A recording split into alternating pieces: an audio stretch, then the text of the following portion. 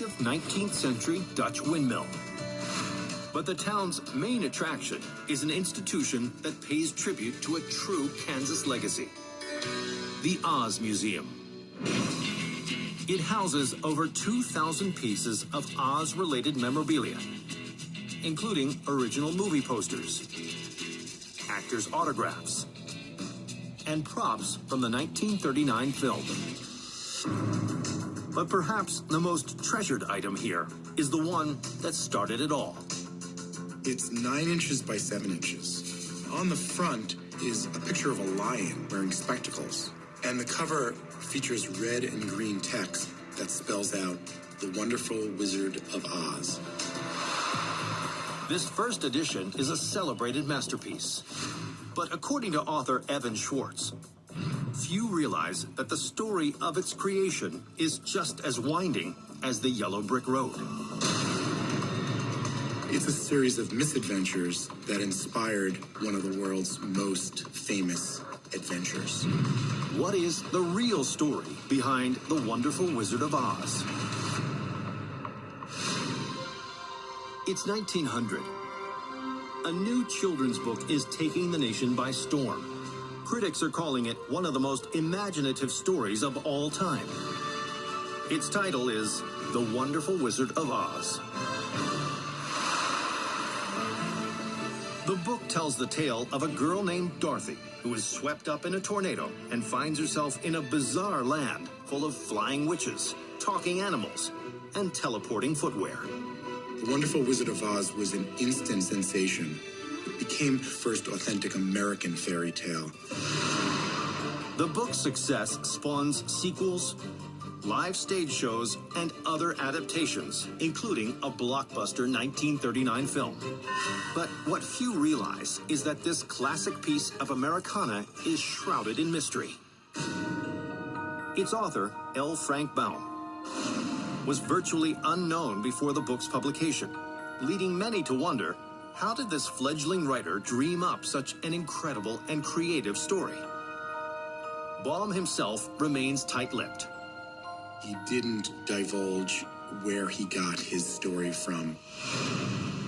Baum's reticence fuels speculation that there's more to this fantastical tale than just cowardly lions, munchkins, and an emerald city.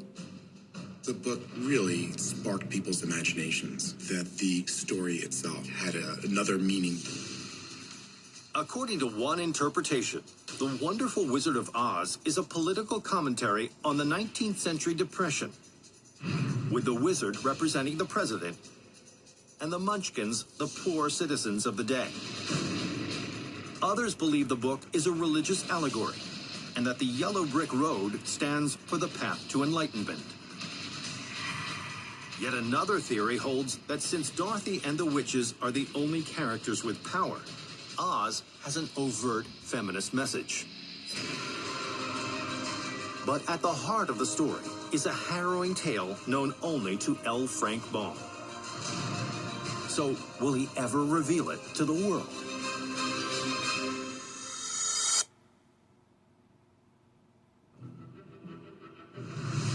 Author L. Frank Baum's The Wonderful Wizard of Oz has dazzled readers for decades. The book is so popular that a host of theories have emerged about its true meaning. So what's the truth behind the story of the Wizard of Oz? New evidence eventually comes to light that points to a unique source for the tale: Baum's own life. 1868, Peekskill, New York. L. Frank Baum is a young student at the Peekskill Military Academy. It's a campus with an unusual feature that may have inspired one of Oz's most memorable images.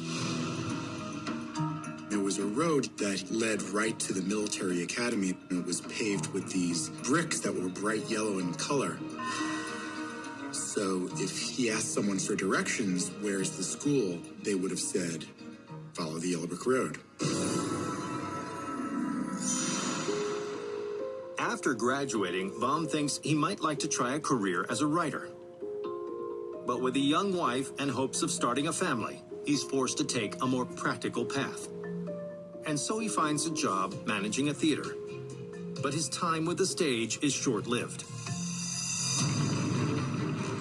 The theater caught fire, burnt to the ground. It was just a devastating loss. It's believed that this traumatic event is the inspiration behind one of Oz's most beloved characters, the Scarecrow. The Scarecrow is made of straw. He says the only thing I am afraid of is a match. After the fire, Baum finds employment as an oil salesman. For 5 years, he peddles cans of castorine oil, just like a rather crucial item for one of Dorothy's sidekicks. We see the oil can show up as the iconic object that the Tin Man has in case he starts rusting.